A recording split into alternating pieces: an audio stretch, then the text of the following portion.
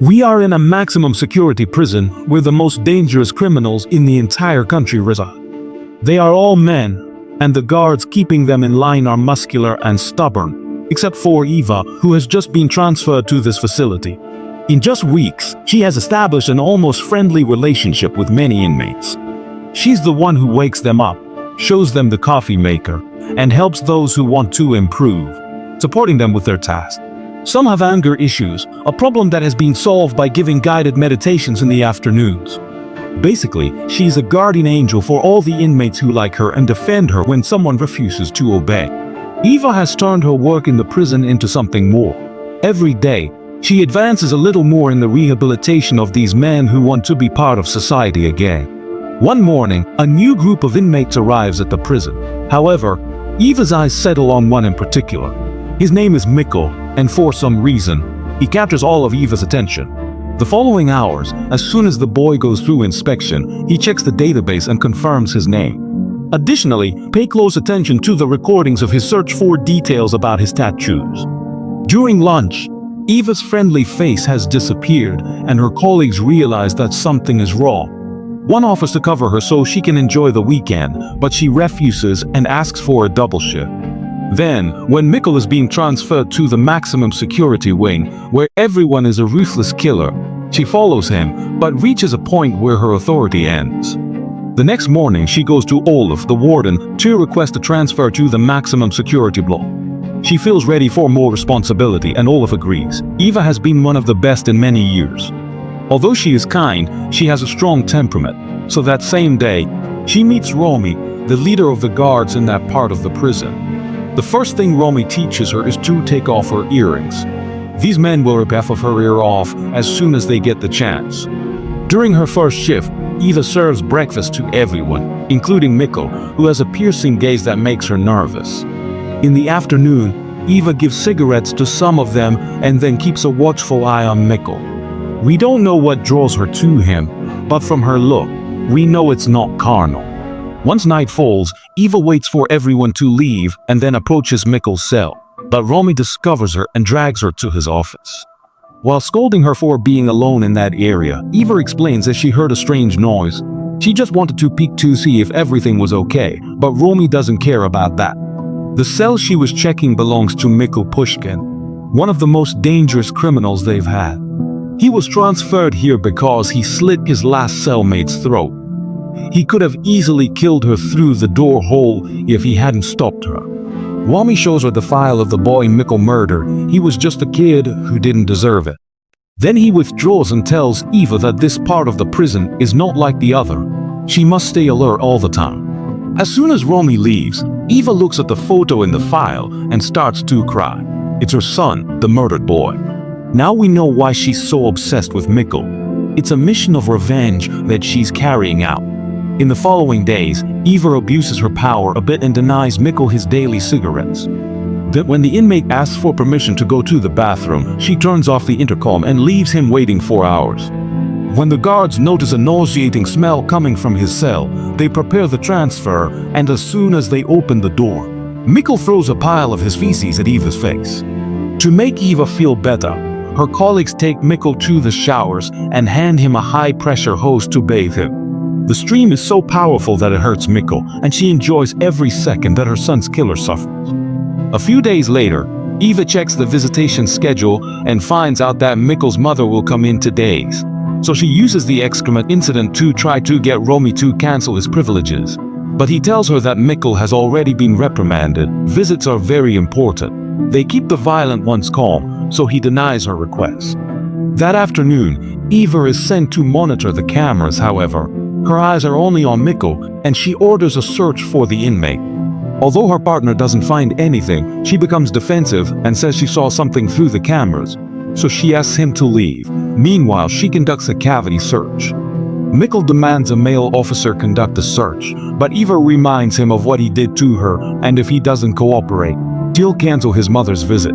For the first time since he arrived, the expression on Mikkel's face changes from a ruthless killer to a scared young man. So he turns around and lets Eva search all his cavities with her long nails. You know what I mean. During the visit from Helen, Mikkel's mother, Eva spies on them closely. She wants to hear everything they talk about to use it against him. His mother has brought him some sweets, including a box of his favorite cereal, and Eva sees the opportunity. The next morning marks 1 month since the inmates arrived, and it's time for a search of their cells for weapons or drugs. That night, while they were working with the cameras, Eva sneaks into the evidence cage, steals a knife and several pills to place them in Mikkel's cell. Once all the inmates are taken out of their cells for lunch, Eva puts the knife and the drugs in the cereal box, posing it as if nothing had happened. After lunch, the inmates return to their cells and Romy and his team prepare to start checking cell by cell. The first to draw attention is Mikkel's, as the trained dog indicates that there are drugs in the place. Ram and his men enter and find what Eva planted. However, Mikkel keeps shouting that it's not his and tries to get out of the cell, which results in him being pepper sprayed. Upon seeing him suffering and vulnerable, Eva becomes aroused and takes out her baton to hit him over and over again. Although not part of Romy's team, cameras show Eva ran across the hallway to hit Mikkel. This is very strange and aggressive behavior. So the next day, Mikkel's lawyer and the warden come to ask him some questions about his behavior. It turns out the young man has a broken nose and a fractured skull. This is enough to file a formal complaint. 1.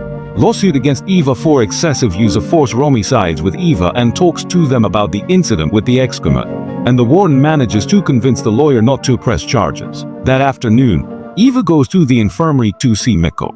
Then, when she leaves there, she goes to see him in confinement. The boy seems to be afraid of her, and she enjoys every second of the terror she instills in the heart of the person who took her son away. However, Mikkel has an ace up his sleeve. He tells her that he spoke with the other inmates and they saw her enter his cell before the inspection, but he can ask his lawyer to investigate what happened. With this, Eva would not only lose her job, but she would also go to a women's prison and he wouldn't have to see her anymore. Eva asks him what he wants, and the young man offers her a deal.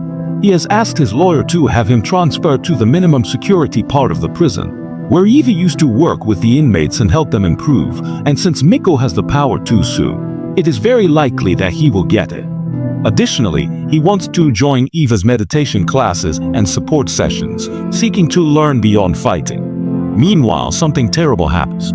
One of Eva's best students and the person with the greatest potential in her meditation class was murdered while sleeping. The culprit was sent to the maximum security section, where he will wait for his trial. However, this creates a vacancy in that area, and thanks to the pressures from Mikkel's lawyer, the boy gets it. Hurt by what just happened, Eva seeks to speak with the church father, who offers her comfort at a time when she blames herself for what happened.